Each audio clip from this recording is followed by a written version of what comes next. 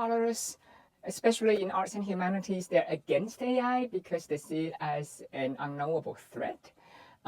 There's also lack of kind of perception of lack of control and agency, something that I cannot control.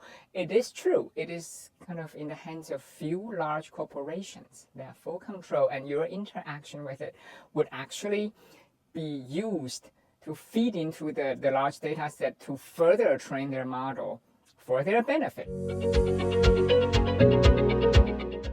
I am researching trustworthiness of generative AI at the Digital Humanities Institute, which is also partially supported by our Trustworthy AI initiative. We're looking at what trust looks like in humanities higher education.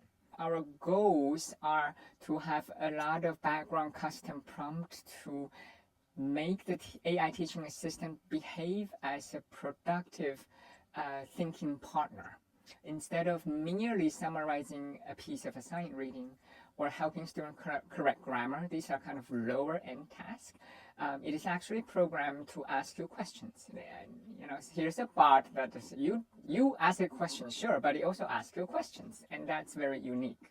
So it asks you questions to help you fine-tune your open-ended research question, for example, or help you find out what exactly you want to argue, like how to narrow down your thesis. And that's a very unique feature.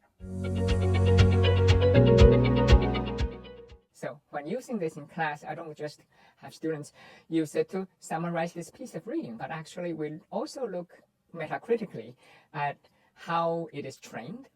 After you ask it some questions, it'll ask you further questions, but also it's programmed to respond in bullet points, and this way it actually reframes from writing essays outright for students. It's always bullet points, points for further brainstorming, and so it's really a partner. It's also a jumping off point to make you think deeper about a particular piece. It'll direct you to an important passage in the reading, the so-called quotable quotes, for example. Maybe students upon first glance miss that. So it's in this sense that it's useful. Traditional AI, off-the-shelf models, of course, they do summarization fairly well, but there's no pedagogical value. So far have been giving us very positive feedback, saying how they appreciate real-time feedback from the AI teaching assistant, and it's 24/7.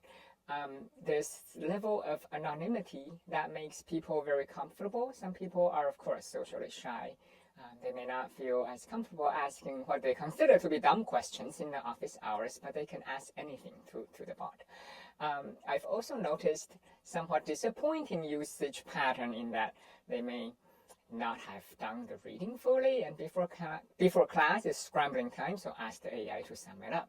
So not very productive use, but it does increase engagement. Without this tool, they might have gone somewhere else. Maybe they'll just come to class as a blank slate because they haven't done the reading. At least here you have some engagement.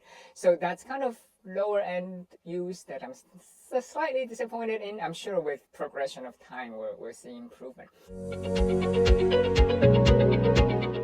Using AI, there's no going back. And so to refuse to engage, I think it's harmful pedagogically. Instead, we need to be upfront, we need to be on the front line, we need to be teaching AI literacy, and so these are my beliefs.